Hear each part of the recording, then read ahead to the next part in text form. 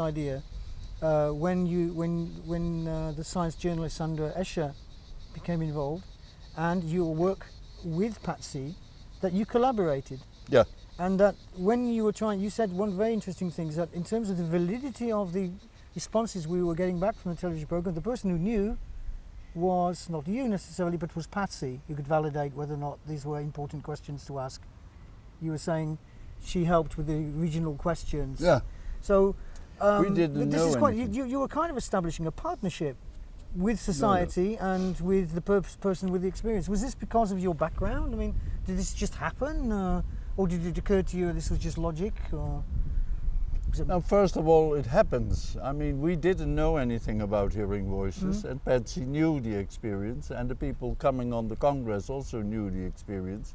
So that makes you open for the experience, and that was new, and not new in the sense that nobody did it, but in hearing voices, nobody informed about the voices. So we were interested in this experience, which only voice hearers could tell us.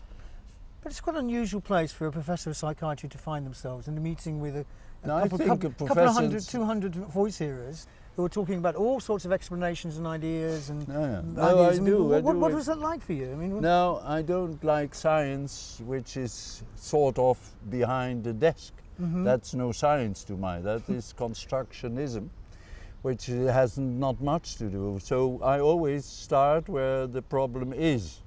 The reality gives the problem, not my thinking behind my desk.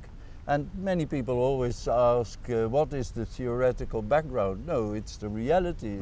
Science should describe the reality, not the reality of the researcher, but what the subject he is researching on is the reality. But it was quite normal, I think, in social psychiatry to listen to people.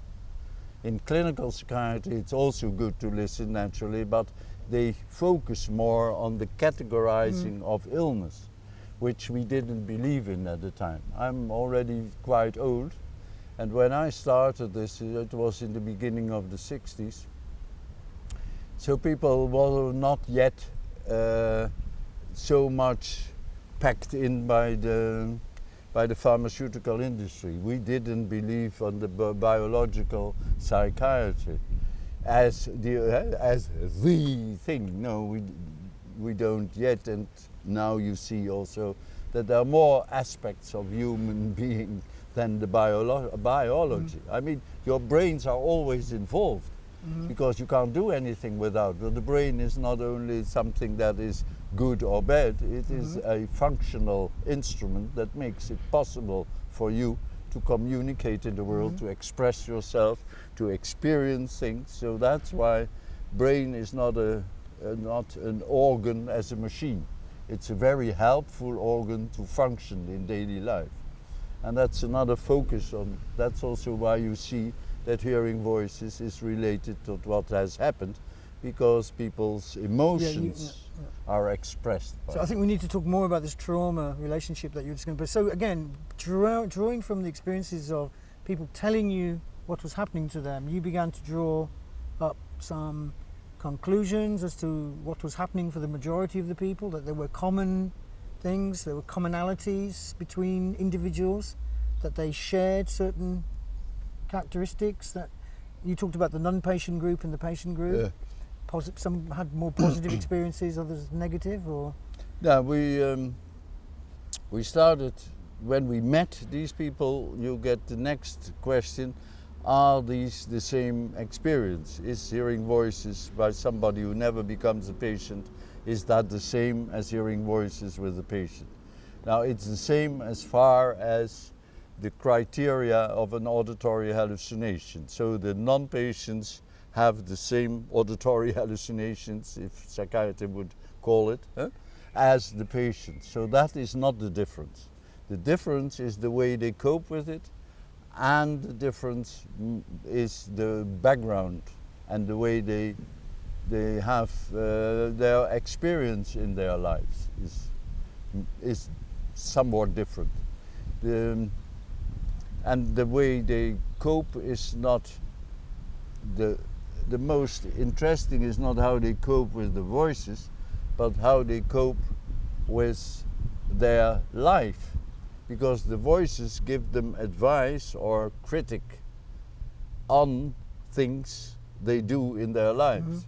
So that's what they do with voices. They use voices as helpful, while patients are afraid of voices because they feel not powerful enough, and that is also related to the traumatic experience. They don't feel felt powerful enough to handle the traumatic experience. So the voices are still metaphors for what has happened to them, which is not always the case with non-patients. And with recovered patients, you see, they change their relationship with the voices, but also their relationship with the traumatic experience, because that's the important thing, to change what has your relationship with what has happened. Not what has happened was in a total other time of life, so you could now develop another point of view about what has happened, and anyhow there's no necessity of being a victim still, although the feeling is still there, the anxiety can be still there, but then you have to try and learn to cope with your anxieties, which we all have to do, but for them that is more difficult. Okay, so you from within 3 or 4 years of this work beginning, you're already beginning to establish some characteristics of what the voices are about, what has happened to people to lead them to cause voices now. And also, you know, you for a small country, the Netherlands is a small country, you got a big response from the television. A lot of people, 700 people. If you compare that to what the response would be in Britain, for instance, that's a lot of people. So there's media attention. You have people involved. You've published within the Netherlands some of the results of this work. Also, you talked about the schizophrenia bulletin, that you are now a little bit known outside of the Netherlands. What happens next? Do you keep it in the Netherlands, or what occurred to you? What did you think about this work? I think you're thinking it's maybe significant.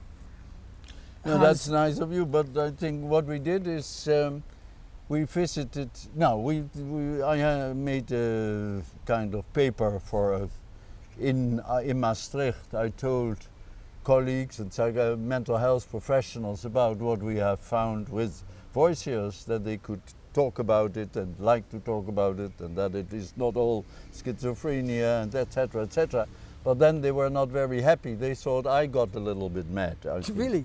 So I was very happy that I organized resonance at that congress.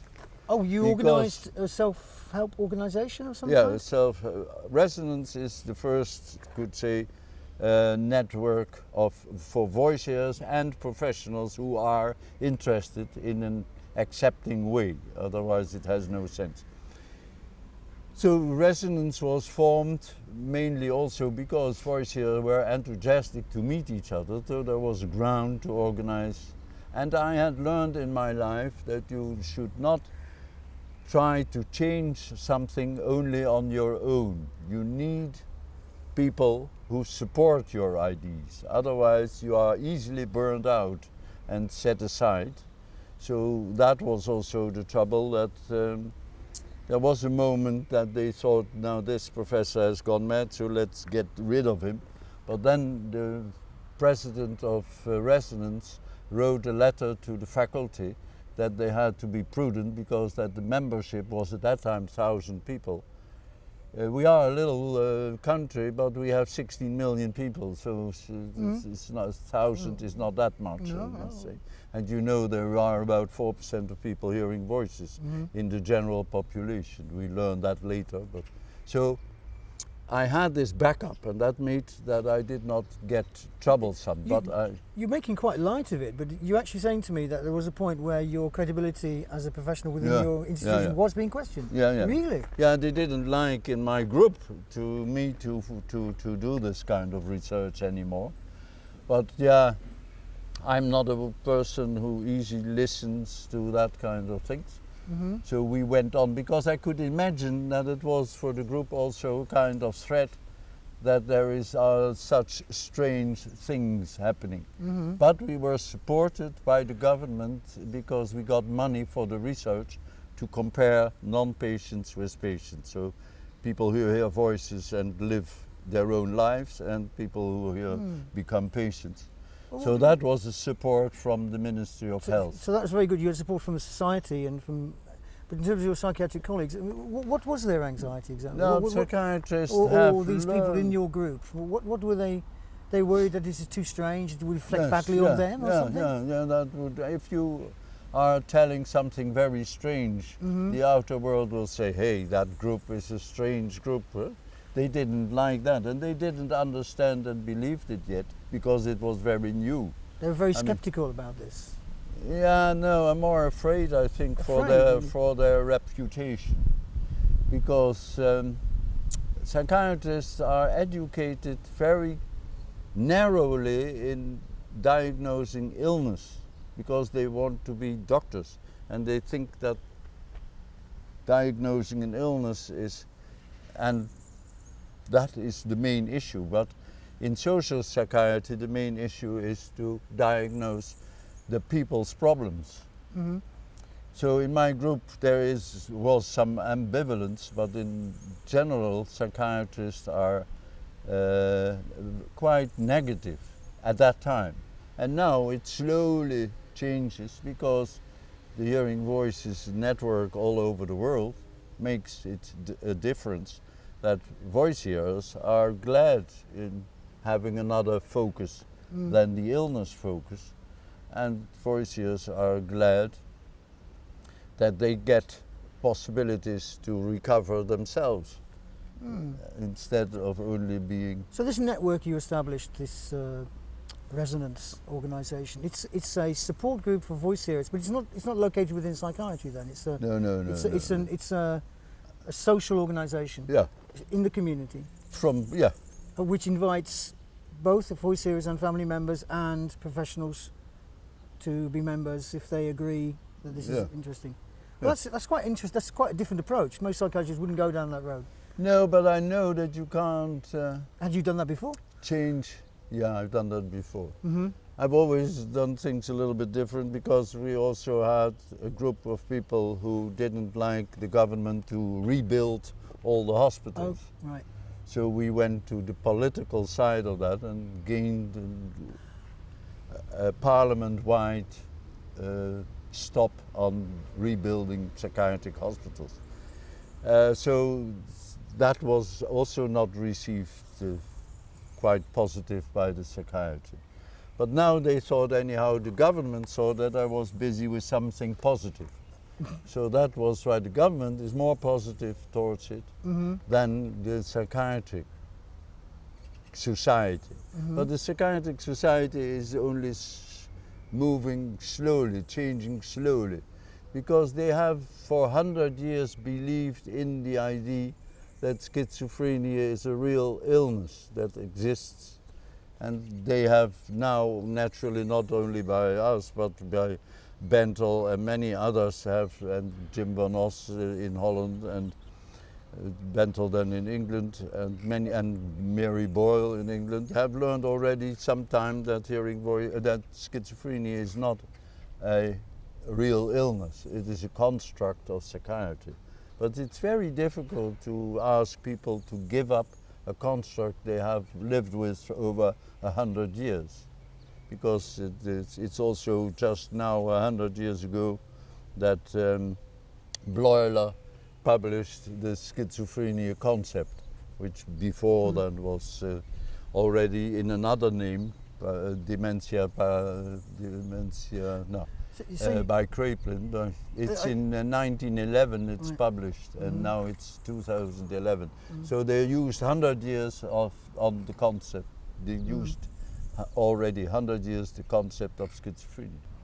It isn't just the psychiatrists and the scientists who really believe in this idea of schizophrenia. It's also the people with schizophrenia and their families. what you're saying is it's very threatening. Then, if you're saying that there is a problem with schizophrenia. Yeah, but most people another... aren't, most people are not aware of this. They're not aware that there's a problem with schizophrenia in the general public. No, might be not. So why is it important? Just briefly for 5 minutes. It is threatening, yeah. Why?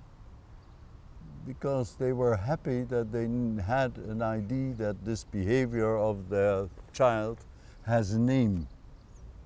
Mm-hmm. And nobody really was interested into the hearing voices. They all were afraid because it's something they could not understand. They didn't know what it was, and what is, when you don't know about something, you don't understand what is happening, you become more easily afraid than when you understand what is going on. Right, so you kind of hold on to this thing. I know what my daughter has. I know what I have. Oof. Yeah. It's a kind of relief. And then there's the suggestion that the medication will help. Right. Which is only very, very. And you very take that hard. away from people and say, well, actually, Yeah, there's a you doubt take about that that. away, yeah. What do you leave them with? Now we leave them as a reasonable alternative, but that's rather new. So you can't expect people immediately after 100 years say, oh yes, naturally we do it different. That's not the way people react. Okay, then you went to this conference So in it Trieste. was clear that I was a little bit naive about the acceptance. And then we got into that side, the road of the acceptance. Mm-hmm. But then we went, in fact, it's not the first time critics on a church are not received well. So psychiatry is a little bit of a church, is it? Mm. Yeah. Okay, so you had this problem. You weathered it. You had the support of the politician, of the government, because they funded your research, and you also had this movement, this self-help No, they started society. to fund the research later. In fact, Well, we went out to Italy was '88. Mm-hmm. So we didn't know. We just were interested to tell people Mm-hmm. that you have people who hear voices and do not become a patient. Mm. So that is an interesting issue. And that interesting issue makes us interested in the phenomenon of, that was the hearing, auditory hallucinations or hearing voices. And then I encountered in Holland not very much, not positively received. So I went to this conference in Trieste, because you could expect that in Trieste there might be more interest, because other people go there. The Dutch wouldn't be the most interested. Right. This conference was in Trieste to concern. The anniversary of the 1978 law. So you might expect there to be progressive people there, and people who look at these kind of issues more positively. You look for people who say yes to your idea. I'm not that masochist. Yeah. Okay. Looking for people who say no. You look for places where you might get more support internationally. Naturally, I mean, not crazy. Yeah. No. Well, I don't know. You have your moments.